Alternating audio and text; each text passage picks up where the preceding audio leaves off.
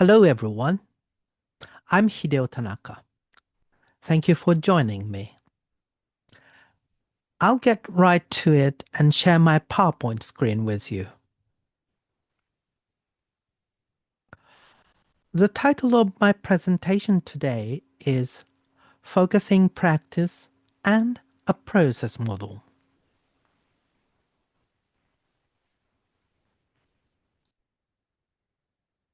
Introduction. As you all know, Eugene Gendlin was a psychotherapist known for his books Focusing and Focusing-Oriented Psychotherapy.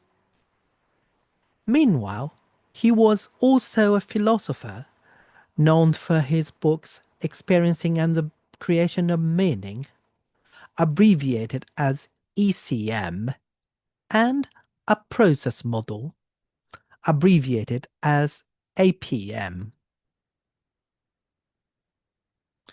Gendlin's early philosophical masterpiece, ECM, was written with psychotherapy as its primary field. In this book, felt meaning, the equivalent of later felt sense, was the primary terminology. Therefore, although this book was written before he advocated focusing, it is beneficial and often successful to try to understand the book by applying our own experiences in focusing sessions as examples of his arguments.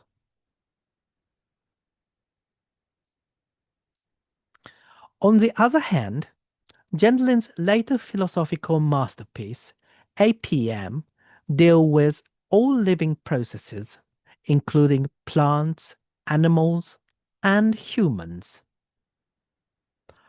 The majority of the discussion in the book examine the living processes before a felt sense is formed. Therefore, even though he wrote this book in parallel with focusing-oriented psychotherapy, many people have probably experienced that if they try to understand what they experienced in focusing sessions by simply applying it as an example to the book's discussion, you will often fail and end up with a fruitless result. That being said, there is no doubt that APM is a work that forms the basis of focusing practice. Chapter 8, the book's final chapter, describes many focusing practices. In my opinion, understanding the differences between the discussions in chapters 7 and 8 will help in the practice. Therefore, this presentation will focus on a topic, emotion and felt sense.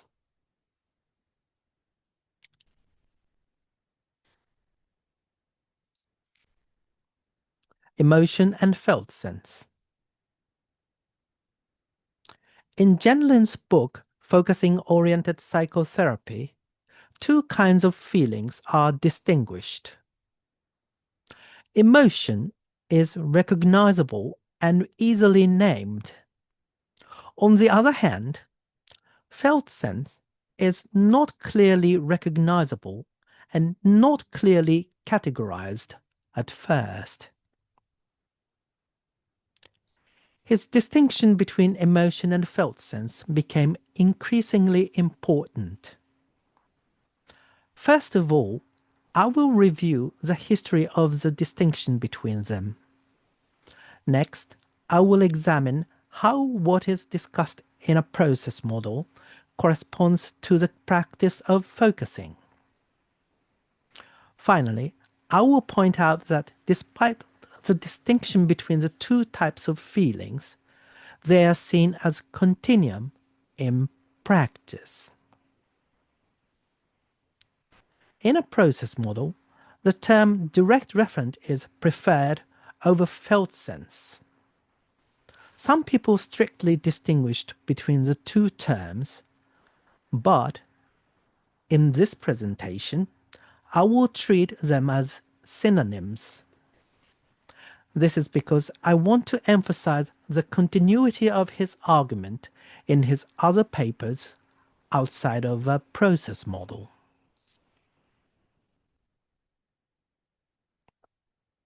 In a process model, emotion is discussed as one of the 7 sequences before felt sense or direct referent is formed. Of course, what I felt was anger, but that is too simple. Emotions break back, as we saw in 7. That is to say, they don't usually carry forward or meet the whole situation. First, I would like to trace how Gendlin distinguished between direct referent or felt sense and emotion.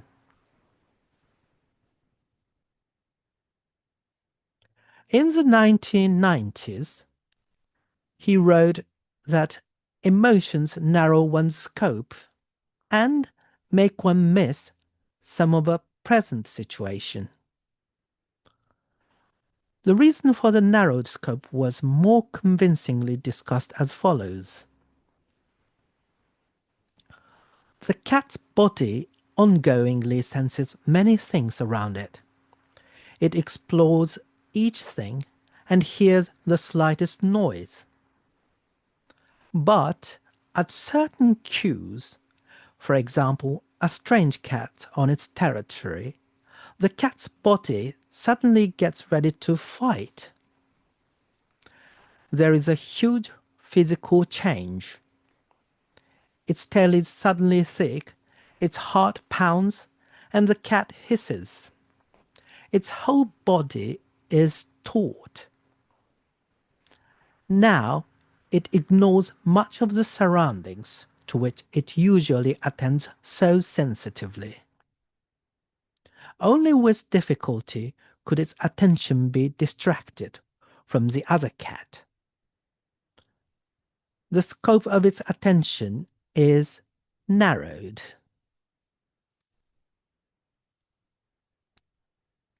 The importance of forming a direct reference to recall the whole of the situation is discussed in a process model as follows.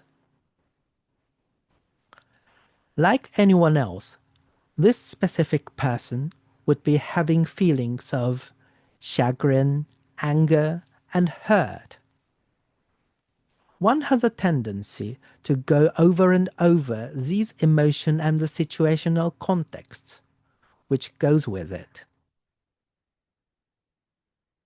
To let a direct referent form, the person has to stop going through these 7 sequences. It is a different activity which makes a pause in the usual activity. The different activity is sensing the whole thing as a whole.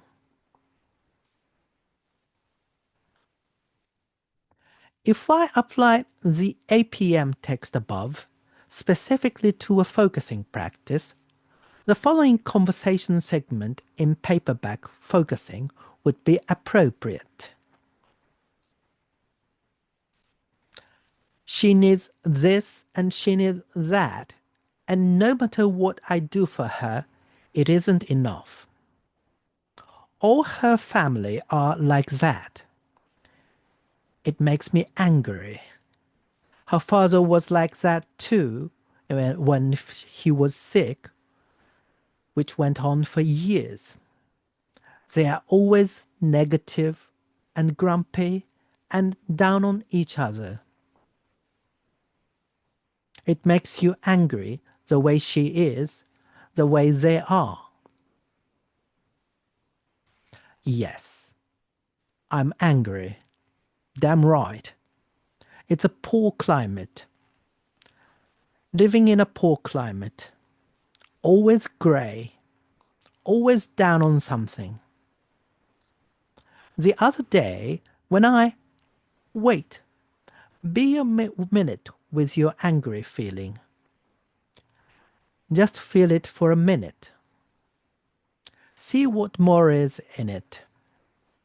Don't think anything. Not only focuser 1, but also in focuser 2, I'm angry, always grey, and always down on something. And the focuser went over and over these emotions and the situational contexts. The statements in focuser 1 and 2 could be rated as level 3, which is not very high on the experiencing scale. The listener had to make the focuser stop going through these 7 sequences, so the listener interrupted and encouraged the focuser to sense the whole thing as a whole by saying, "See what more is in it."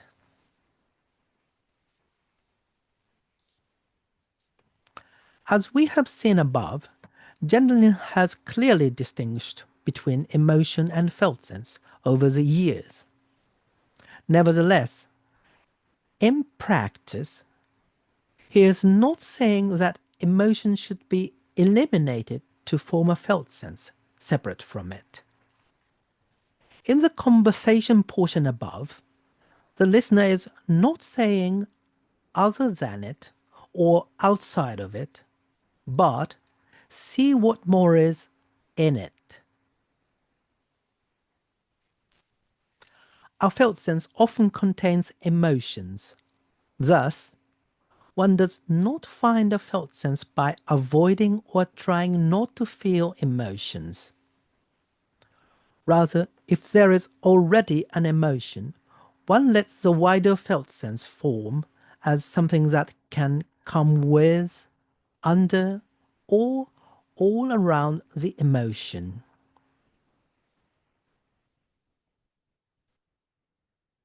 The following passage seems to be an excellent example of how the emotion called sadness can trigger the formation of a felt sense. For instance, I feel sad. Why? Because my cat died. Wouldn't anyone feel sad if their cat died? With this truth, it may seem pointless to ask, exactly what is it about my cat dying that makes me feel so sad?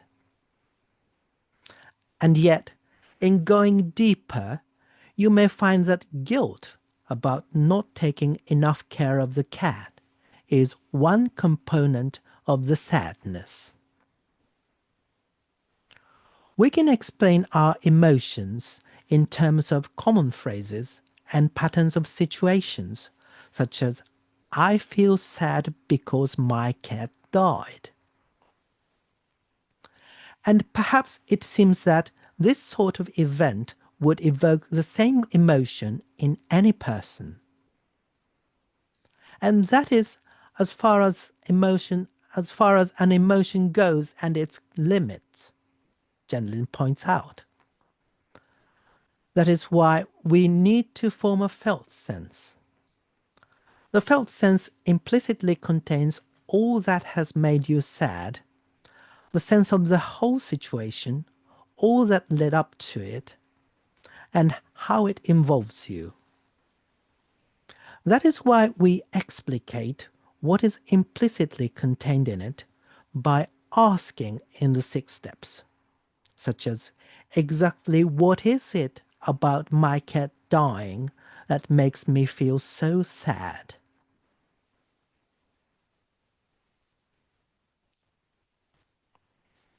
Conclusion. The contrast between emotion and felt sense was discussed as an essential issue in his practical and philosophical writings. While theoretically understanding the function and characteristic of both feeling is vital, facilitating a smooth transition from emotion to felt sense in focusing practice is also vital.